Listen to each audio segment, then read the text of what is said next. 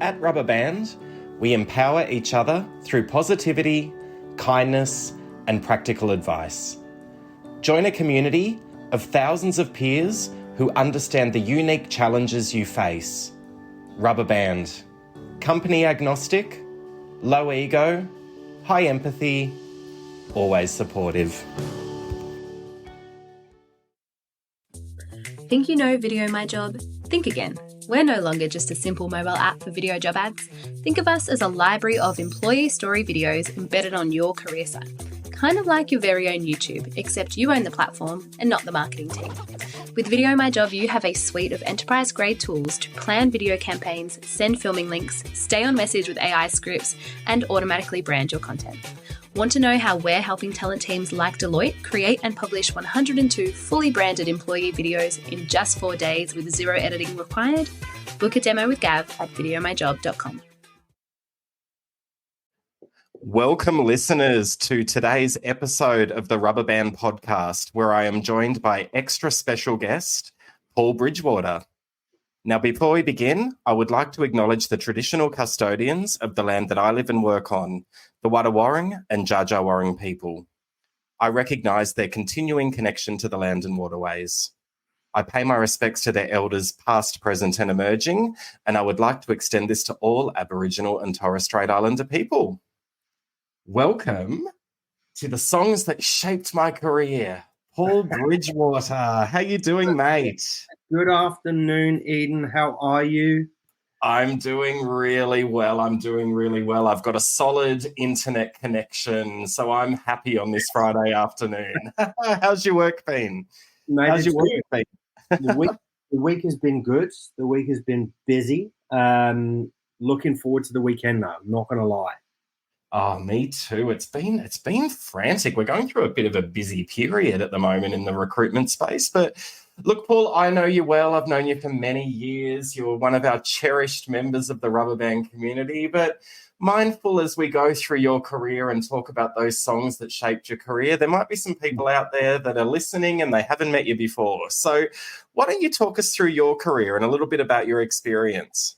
Sure, mate. Happy to. And again, thanks for the invite. This was super exciting to go through and actually try to map those major points in my career and align it to the songs that made impacts. So thanks for the invite. This is a great concept. So just a little bit about me. I've been in the talent space for 20 odd years. Was in recruitment started with Manpower Group in my career, just like many a backpacker, tripped and fell into a recruitment career. And had the opportunity to grow my career in such a big organization. Moved my career into HR tech. Started working in a brand new startup here in Melbourne, a company called Livehire that we'll talk about later. And it was so much fun. We'll discuss it, but I highly recommend to everyone to do a stint in startup during their career because you learn so much. Moved into another HR tech firm and then decided to move back into recruitment for a little stint there, and now have set up my own business, set up my own consulting organization, even a company called BridgeH2O. And we work with recruitment agencies, looking at their tech stack, making sure that they've got the process efficiencies, task and process automation. I work with HR tech firms that are scaling, working on their go-to-market strategy. So it's exciting. Business is 2 months old. Lots and lots of work, lots and lots of outputs at the moment. Busy. Oh, Paul, congratulations. I mean, I worked really closely with you during the Livehire days, and I too am a big fan of Livehire. I can't wait to hear a little bit more about them as we go through this journey. Congratulations on Paul H2O. I mean, BridgeH2O. BridgeH2O. What did you do? Is it as literal as it sounds? Tell me, Paul. BridgeH2O. Bridgewater. That is it. Right. And I can't claim that. Someone that I was on the phone to, I was like, I'm going to go out by myself. And he said, I've got it. I've got the business name, BridgeH2O. Love it.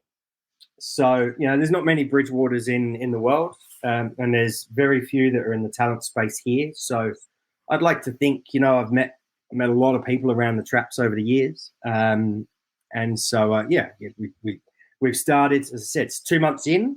It's good times. Really looking forward to what's ahead. Fantastic. Well, what a journey. You've had such an incredible career. It's been so great to know you throughout that career and to hear where you're going. And I think the bravery of going out on your own, and it's great to hear that it's all going so well.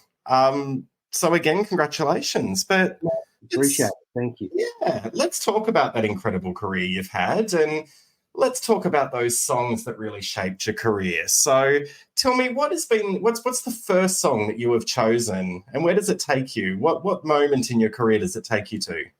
So we're going back home. So I grew up in a lovely town called Watford, just north of London. The song, we'll cover it now. The song is Entrance, and it's called Set You Free.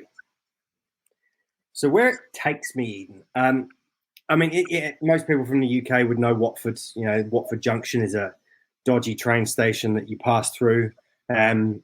Some people in the UK will mistakenly think of the Watford Gap service station, which is nearer Birmingham than it is Watford. But unlike Australia, the thing about growing up in Watford was, I was always keen to get out. And the primary focus of going to uni in the UK is about moving out of home, right? You want to get out as quickly as possible. You want to live in university dorms or student housing. And so I'd traveled the country looking at universities, and I'd gone to Manchester Uni, Loughborough, Sheffield, Liverpool, all great unis. But then I went down to Bournemouth on the south coast, and the sun was shining. Sandy beach was glistening. I'm like, done. This is me for the next 3 years. And I had a lot of fun down in Bournemouth. Did a degree that but hey, doesn't matter. I did it. I ticked the box. Graduated, went back to Watford, and it wasn't exciting. And I very clearly remember getting stuck in this, Eden, like this just mundane routine really, really quickly. I was 21. The best mate and I had always thought about backpacking, but it was kind of going to be an opportunity missed. As you get used to working your first 9-to-5 job, you're spending your monthly pay on the first weekend out in London. And the job wasn't exciting either. I was this phone-based customer service rep for a car leasing company. So it wasn't exactly exciting, and definitely not using my marketing degree at all. And in Watford, music was important in my house as I grew up. My stepdad would, I'll talk about it a little bit later on, but my stepdad loves his music, and I clearly remember him sitting in his chair with his headphones on, his feet tapping, and it was important. And he took me to my first few concerts, and it, growing up, music was important to me, but it was the dance scene back in the UK back then. It was massive. Watford had this really famous club. Like, people would travel for miles around, and I still to this day don't know why, but it was called Kudos. And then we would go there. Me and my mates would go there on a Thursday and Friday night into London on a Saturday. It was just awesome. Q's would be down the road, round the corner, every club in the country. At the time, as I said, dance music was massive. Kiss 100 was my favourite radio station. They'd moved out of being a pirate radio station in London. Hardcore music, jungle drum and bass music was just kind of still in that sort of pirate underground scene. Bands like Faithless at the time and Fatboy Slim had sort of starting to dominate the pop charts. So it was just kind of this massive uprising of dance music. And I clearly remember I was driving I had a Citroen AX GT car. It was metallic blue, alloy wheels. The stereo was I talk about this all the time. The stereo was more powerful than the engine. It was stupid. I was driving to work, and this absolute belter, Set You Free, came on by Entrance. And mate, that was it. Like, done deal. I'm like, I'm going. I'm out of here. I called my best mate on my Motorola Flip mobile phone. Yeah. And that was it. We started planning, we started saving, and within a few months we were off. Wow. That's the first song. That's the first song. Well, let's get you in that. Let's get you in the Citron and let's take you back there. So here it is, Set You Free by Entrance.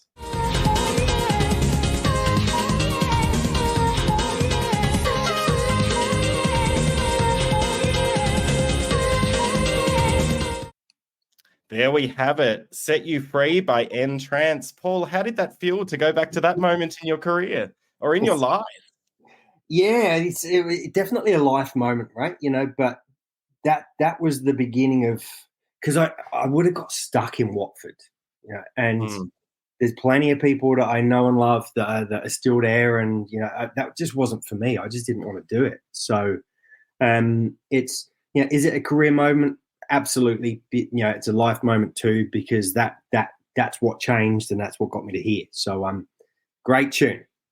Play it loud. Very great tune. And I'm kind of jumping around the room a little bit here because I love it as well. But take me to the next moment in your career. What is the second song that you've chosen for us today, Paul?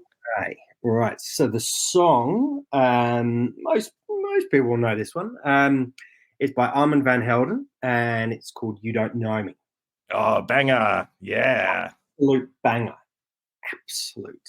So what was going on? So we'd left, my mate and I saved our cash, left UK, and we had very loosely planned a 2-year trip away. First stop was over the ditch from England to the US. And we traveled. It was a massive trip. We did 32 of the 50 states in America. And we used every means of transport possible. We did a little hire car to start with. We used the Greyhound bus. We did trains. We hitched. It was awesome. It's awesome. Saw some amazing places. Got off the typical beaten road of tourists and just went different towns, different places. Amazing people. So many fun adventures.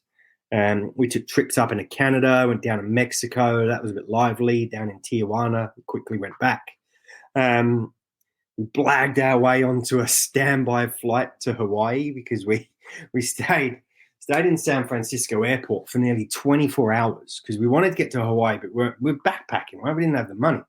And we just kind of became infamous within the airport, winning hearts and minds of the staff. They're like, what are these two English people hanging out for? Yeah. It was 1998. It was 98. It was different, right? Yeah, we were just two blokes with backpacks just trying to get on any flight to Honolulu. So amazing. Wouldn't be able to do that now. We then went. So we did the Americas, and that was so much fun. Flew across to Fiji. Had an absolute ride of a time on this backpacker islands. That was just wild. And then went to a tiny little backpackers hostel on Manor Island. And it's quite touristy now, quite popular. But back then it was just this hut and a village. And we ended up meeting a lot of the locals because we were there for a while. We had zero cares in the world, Eden. It was delightful, right? Imagine if we had that now where you just got a little bit of cash saved up because you've worked several jobs and you're like, I'm just going to go and experience. Right. And it was just so nice. We ended up in this island. As I said, we met the locals. We were playing rugby union with them. Dangerous idea that hurt. We were teaching the kids in the village English, eating and drinking kava with them. Memories, like just phenomenal memories. Then went to travel the length and breadth of New Zealand, from Auckland down to the third island, Stewart Island, and just crazy times. Landed in Sydney, October 1999. Oh, yeah. What a year. That's where I was there. Whoa, party year, mate. mate, what were we? Full preparation for the Olympics in 2000. Yeah. Upcoming millennium on the harbour. Like as you know, the city just had this just vibe that was just pumping. Unbelievable. I think Sydney was it was vibrant. There was so much energy. I remember watching the Millennium fireworks at Mrs. Macquarie's chair, and the time of the Olympics, I was living in King's Cross, so I wasn't, wasn't far from a decent view of the harbour, right? It was going off, Sydney. It was so fun. And like my dad, when I was very, very young, he moved away and he lived in Spain. And he said to me when I began traveling, he's like, you will land somewhere and you won't come home. Yeah, and I was like, no, Dad, Watford's home. My season ticket at Watford Football Club, and going to Kudos, as I said earlier. I was like, Watford's home. This is where my mates are. And honestly, Sydney back then, within a couple of weeks, I picked up the phone to my dad. I was like, you know what, mate? You're right. Not coming home. But this is home. And like so many other backpackers at the time, I began working in a direct sales business on a commission-only sales role. So it was pretty full on. I began going into, it was such a weird job. I was going into businesses selling staff gift vouchers, Eden, for like local salons and hairdressers. It was like, pay me $50 and you've got like $400 worth of like hair treatments and stuff. It was so weird, but it was fun. Yeah, and then I moved into. Sorry, I said totally right. Like, I mean, it was. You would have been what, early 20s? Yeah, like late 22, maybe 23 at the time. Just fun. Yeah. And I moved into knocking on doors. That was residential, door to door. Yeah. I went to every suburb and town across Sydney and then across New South Wales, trying to convince people to change phone provider from Telstra and to go, buy a mobile phone from me. Trust me, I'm English. It was it was just so many learnings though, right? It taught me about resilience. It taught me about relationship building, goal setting, closing deals. Now you knock on someone's door, you don't even have 30 seconds, you got 5 seconds to build a relationship, but it was the absolute dictionary definition of hard work. Long hours, but we had fun doing it. Amazing fun. We talk a lot today about company culture. I tell you what, when you've been out in the rain, walking the streets for 8 hours with 98% of the doors you've knocked on getting shut in your face, you're getting chased by dogs, you're getting shouted at, you're getting abused, all the names under the sun, and you've probably earned an average of $100 a day. Like, the only reason you go back the next day is the relationships that you've built and the culture, the camaraderie of the business, and that was just, it was amazing. I was there for years. I had so much fun. I actually ended up building my own business in that space, which I ran for 5 years, and that was my sort of first foray as to running my own business. And it was just this sense of belonging, of working with people similar age, just head down, bum up, and just working hard. But then on the weekend, we would spend far too long on a Friday night celebrating or commiserating the week that was. And it's this song that just really brings back amazing memories of those after work happy hours that went from 4 till 7. Love a good 3-hour happy hour. And then we would head to King's Cross, where no doubt we would have been in many of the same places, still in our suits until the early hours of the morning. It was just zero cares, work hard, enjoy yourself. The music at the time, you had big songs. Robbie Williams was massive, rock DJ, huge. On a Night Like This by Kylie, Carnage. Absolutely everybody by Vanessa Amorosi off the back of Dix. Dance floors were just chockers. It was crazy. Totally. You know? Well, let's go there. Let's get back onto a dance floor in King's Cross, Paul. You're calling me. Let's do it. So here we are. Here we are with You Don't Know Me, Armin van Helden. Good time.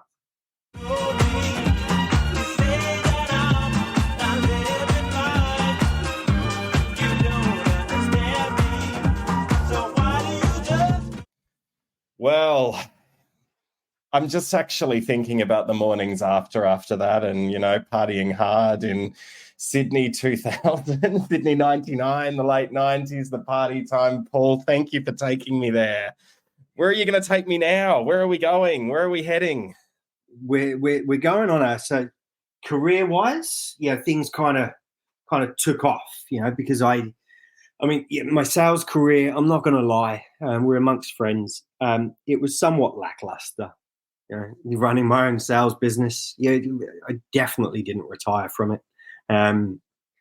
So I decided to pivot my career into recruitment. Several of my mates had come over from the UK and were in recruitment like everyone else. And they were like, you know what, Paul, you could give this a red hot go. I definitely had not said when I was asked at primary school, what I wanted to be when I grow up, it wasn't a recruiter.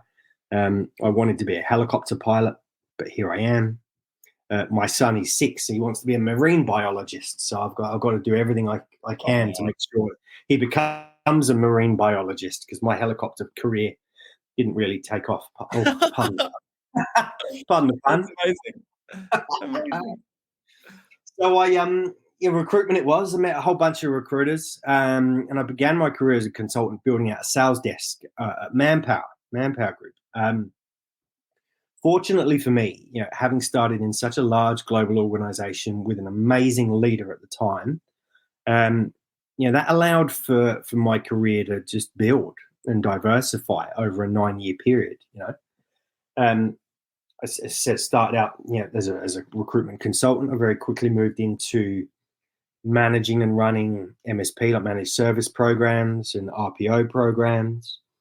Then moved to running a national account with a mining firm that turned into a global account with them. Looking after 9 countries. And then I moved, focusing just in Australia. I was running the Manpower business across the whole country. So lucky. Led some amazing teams, unbelievable teams. The types of people that, discretionary effort was just there. If you just asked for just that little bit more, you got it, and then more. These teams, they won awards. Did some amazing things that impacted so many lives. And that, when I was thinking back on this journey, Eden, and again, thanks for the invite, because this was just great, just to sort of cast your mind back. But that's the one thing that has always resonated with me about recruitment, is the impacts that you have on someone's life. And not just their life, but their family, right? You can truly change their trajectory with the work you do. And that's rare. Yeah. We struggle, right? Sometimes, dealing with the random factor of human beings. We're not dealing with products that don't change their minds like we're dealing with humans. So that's hard. But when it goes well, that gives you the warm and fuzzies. That's really nice. Right. That's why we do it. Yeah. That's why we do it. Yeah. So, I worked with amazing clients, many of whom I've still connected with and I talk to frequently. These were relationships that will last a lifetime. But it was in 2015. I was the general manager of Manpower Australia. We had, on paper, mate, it was an amazing job. Managing a team of over 250 people, budget of over 230 million, whatever, traveling the country weekly, sometimes twice a week. We had offices in every state and territory, and just smart people visiting clients, and my team from anywhere from like Busselton in WA up to Gove in the Northern Territory, down to Hobart in Tasmania. But then at the time, my wife and I were trying to start a family. I was hardly home. And that's the challenge, And then there comes a pivot, right? When the importance of your frequent flyer status in your 20s and the points you've accumulated kind of fade away. the number of delayed flights home on a Friday afternoon started to hit hard. You'd always be on time flying on a Wednesday, but Friday, nah, you can't get home. Yeah. We're gonna mess with you, you know. Yeah. Overseas travel meant I was leaving on the weekend. I'm like, I'm not really there. And there was this one very distinct point in time when I realized I was walking onto a Qantas plane and the air crew said, "Good morning, Paul." And I was like, ooh, that's not a good thing. Yeah. Yeah. and Yeah. and you know what, I consciously or subconsciously, what I'd done is I'd created a playlist on Apple Music back then. It wasn't Spotify. It was Apple Music, and I still got it. Yeah, And right. all the songs, I actually don't have an Apple Music account anymore, but I went into it during this process. I'm like, it's still there. And all the songs were fairly melancholy, and one truly resonated with me that would often get played on repeat. I'd use it to send me to sleep on the many red-eye flights home from either Perth or Darwin. There were songs like Secret Garden by Bruce Springsteen. There was Hymn to Her by The Pretenders. Old Love by Eric Clapton. And at the beginning of this, side note, say happy birthday to my dad, to stepdad, officially as he is, for yesterday, because he got me into Eric Clapton. He taught me about appreciating music, took me to many a live concert. He had. Do you remember those massive Kenwood stack hi-fis? Oh yeah, absolutely. Amazing, with the turntable on top, right? Absolutely, yeah. It was massive. It was bigger than your average 9-year-old. It was huge. But I can still picture him, as I said earlier, sitting in the chair with his corded headphones on, massive things over his ears, sitting in his chair, tapping his foot. But it taught me about music. And I love that. But at this point in time, there's one song. It's a little bit, as I said, melancholy. It's not going to get you up off your chair, but it's by Angus and Julia Stone. Beautiful, beautiful duo, and it's called "Get Home." Oh, let's hear it, Paul. What a wonderful moment in your career and a pivotal moment. So here it is: "Get Home," Angus and Julia Stone. If you don't know his name,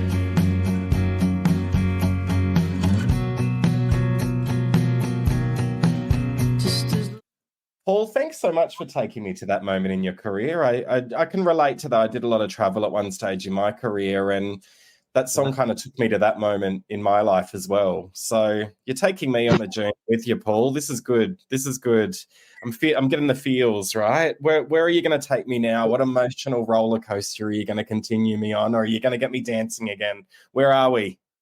So there was this time in where, as I said, I had hundreds and hundreds of recruitment consultants, and they were trying their absolute best to consult. And many people listening to this will kind of resonate with this, but it was hard. They were very desk bound due to the nature of the tasks. And the job title itself, it says you're consulting. And this is so important today, right? With the increased volume of tech solutions that can actually help us to then be consultants. But back then, we needed to invest in tech, and I could see how important tech was going to be. And so I was like, nah, that's it. We're moving on. And I moved my career and pivoted, 100% across into HR tech, because I could see this was going to be the enabler to the people and the talent space. I needed to understand how tech operated and how it worked. Now, I'd already met the founders of a company called FIFO Bids at the time, and they were a small startup out of Subiaco in Perth. And they were helping me with our mining clients over in WA in the mining boom. They had pivoted their marketplace approach in the mining industry to be a much broader talent community platform, and that enabled proactive sourcing and engagement without the need to advertise jobs. And so I'd met with them, and this was good people, great tech, doing great things. Absolute no-brainer. I'd worked with the founders, Gigi and Mike. We built out a role to connect the live hire technology with my network, with the recruitment sector, MSPs and the RPO markets, leveraging my relationships to broaden the reach of live hire. It started as, I think it was employee 18 or 19, massive learning curve for me. I went from managing this big team of direct reports around the country with a multinational brand and everything that goes with that. I was now an individual contributor within a Melbourne-based startup. Yeah, right. So different. Freaked out. It's like, what? When you ask for, where's this information? In a big multinational, they're like, just go onto the server and it's under this folder. It's like, in a startup, like, we don't have that. Make it up, build it. Amazing times. And as I said earlier, highly recommend to anyone to work in a founder-led startup. It's about leaning in and getting stuff done, vision, mission-led in every essence of the business. We grew from 18 people when I started to be ASX listed. We expanded into Southeast Asia and the US through the partners that I'd brought in, through the MSP and RPO space. Truly exciting, right, to work with amazing people and just to see what could be achieved by a bunch of people who truly gave us stuff. I won't say the actual word, but, they just cared, right? Yeah. Yeah, and that's where we first met as well, right? Totally. And I've met so many friends through live hire. Like, what a culture that you had there, and the vibe. Again, I keep saying vibe in this episode, but you are vibing me. Like, just amazing people. And remember, how hands-on Gigi and Mike were in those early days, and coming on as a client and just loving the platform. Like, it was just exciting. I can't imagine how much even more exciting it would have been for those of you that were there and in that moment. It was just, and again, similar to what I was talking about with Manpower, relationships that they'll just last forever, right? Because you've just gone through some stuff, it was hard, but as the business grew, like many startups, and scale-ups go through, we progressed from being founder-led to new external CEO-led. It was someone who has fantastic credentials, but the essence and the soul was gone, and everyone tried, but, it just wasn't the same anymore. And I think, when I was looking back on those moments, very well aware that some of the pivotal moments in your career, they're also heavily influenced by what's going on in your personal life as well. Yeah. And what is it? Since the 1800s, we fought for 8 hours of work, 8 hours of play, 8 hours of sleep. So they've got equal parts in your journey. Maybe not so much sleep, but you need it. But so outside of work, my son had been born in 2017, so there was all the fun and games and shenanigans that goes with that for the first few years. We'd lost our dog in late 2017, way too early. Yeah, it was rough. It was way too early to cancer. He was 6. And that hurt. It was kind of just things going on.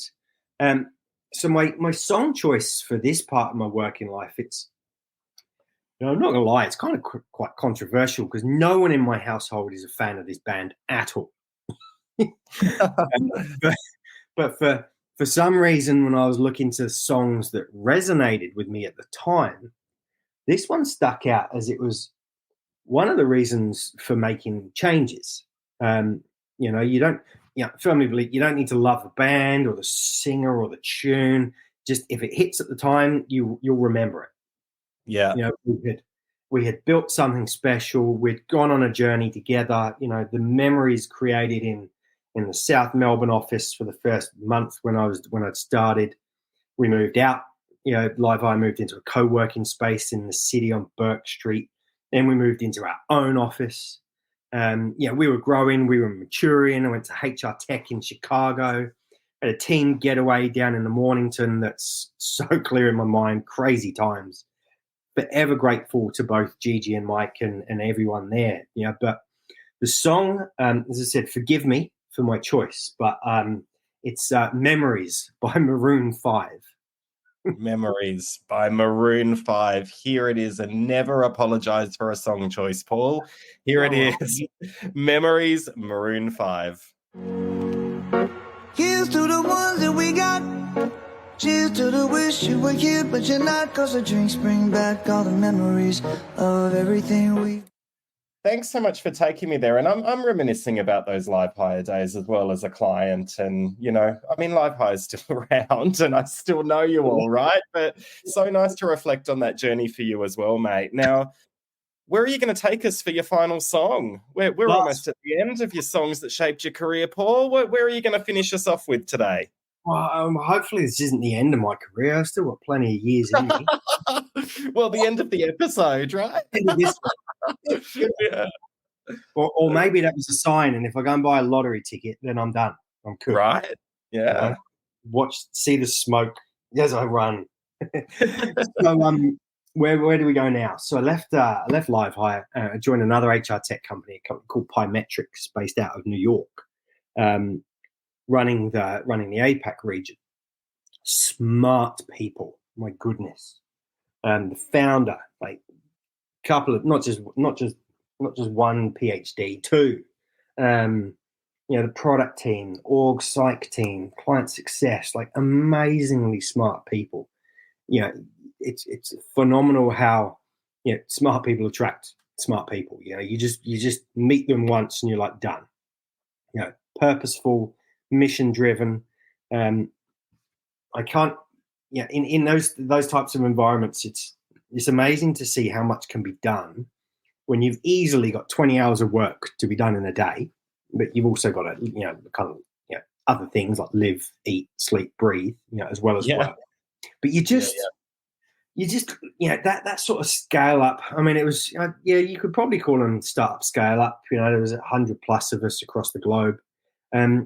Just learning about prioritization. You think you're good at task and time prioritization, and then you're not. You just have to get so much better.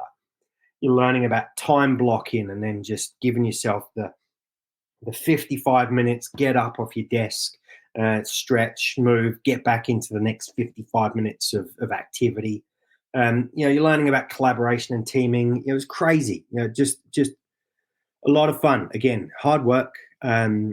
Pymetrics is a gamified assessment tool. It was used for TA purposes. We were fully remote, but it had its challenges. And then in particular, when the pandemic hit, because no one was hiring anymore. In particular, no one was using Pymetrics as a volume-based assessment tool. Oh, of course, yeah. So I had I was about 6 months in, and I was like, geez, what am I going to do now? No one knew what the world was going to look like, So when you think back to the time, CHROs, HRDs, they all of a sudden had spent decades asking for a seat at the table. Want to be heard by the CEO. All of a sudden, within the space of a couple of weeks, they're speed dial number one. Yeah, so true. It was just, you've asked for it, so now you've got it. Help us. Yeah. And we had a very, very, very smart leadership team.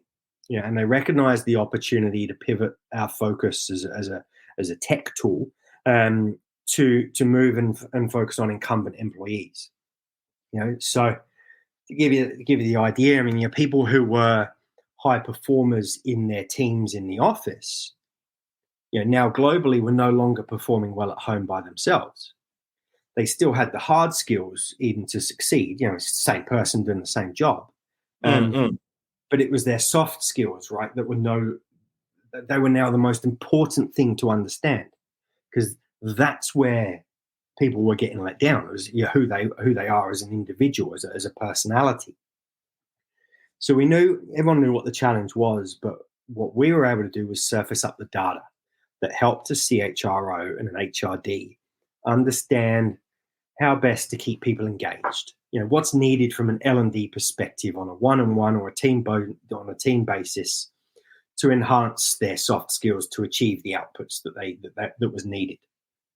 So within such a awful and scary kind of situation, locally and globally, we were now having amazing conversations to really address like an immediate challenge.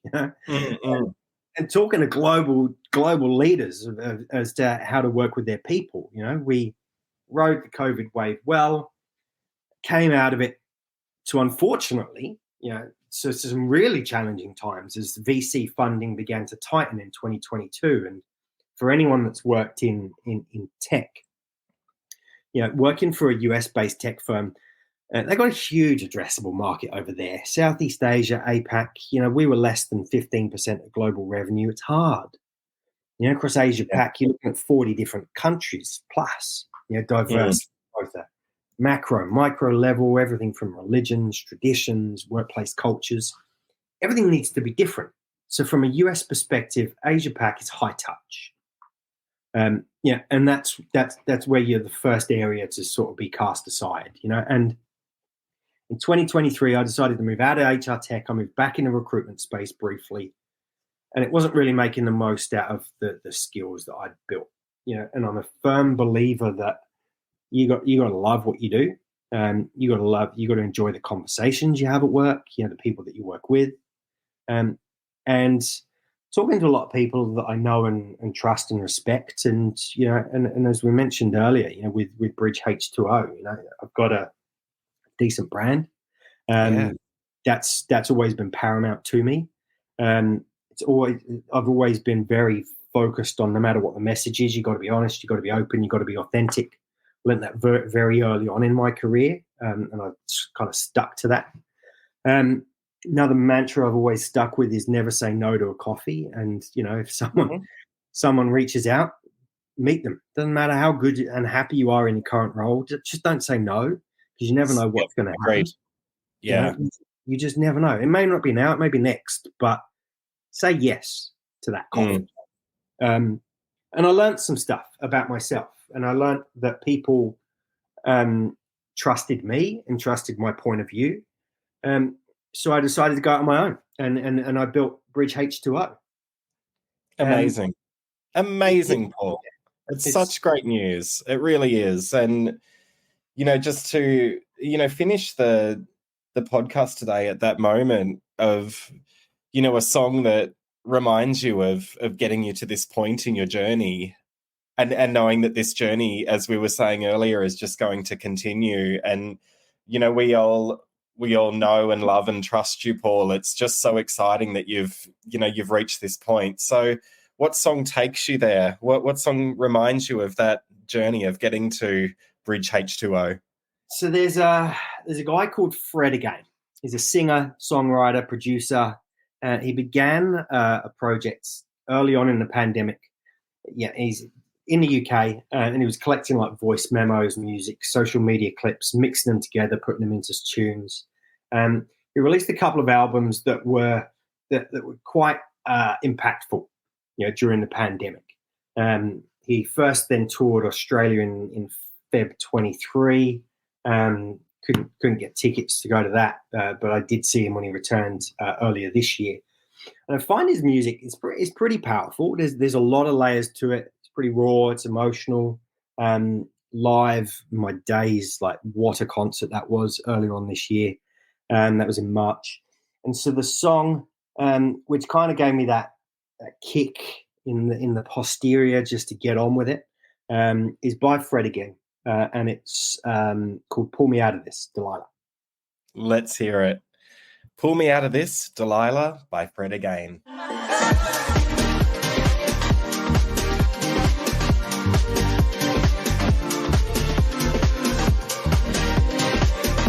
Well, we've reached your 5 songs. We've gone through the songs that have shaped your career, and what a journey you've taken us on, Paul. It's been absolutely fun from my end, and I feel like I've got to know you so much more through your song choices. And I think that's why these are really special. I'm really enjoying recording them. How was the experience for you? Was really good. Like, as I said, it's it's good to just think back, right? Take stock and look at those times in your career where you've made certain choices. Yeah, and what was it and what drove you to that? So no, I appreciate, again, thank you for the invite. This has been a real journey to go on. Glad to share the songs. Yeah, I'm not going to apologize, but don't hold it against me about Maroon 5. No, I told you, no apologizing. Your song choices were fabulous, and you've taken me on such a fun journey. And I started dancing, and then I've ended just feeling really inspired. And I'm hoping everyone out there, and anyone that's considering going out on their own, that is at that moment in time. This has been awesome, Paul. No, appreciate it. Truly appreciate the time. And it's been a lot of fun going through this journey. Thank you. It has. Thank you so much, Paul. And we'll continue to watch BridgeH2O grow and flourish. Anyone out there, please reach out to Paul. He loves talking to people. Connect on LinkedIn. And remember, join Rubber Band. Paul's there. So rubberband.com.au. Thanks again, Paul. Thank I'm you. going to put Free back on. I hope you are as well. Let's get into the weekend and party, mate. Come on. Enjoy. Take care, everyone. Thanks, mate. See you. Bye.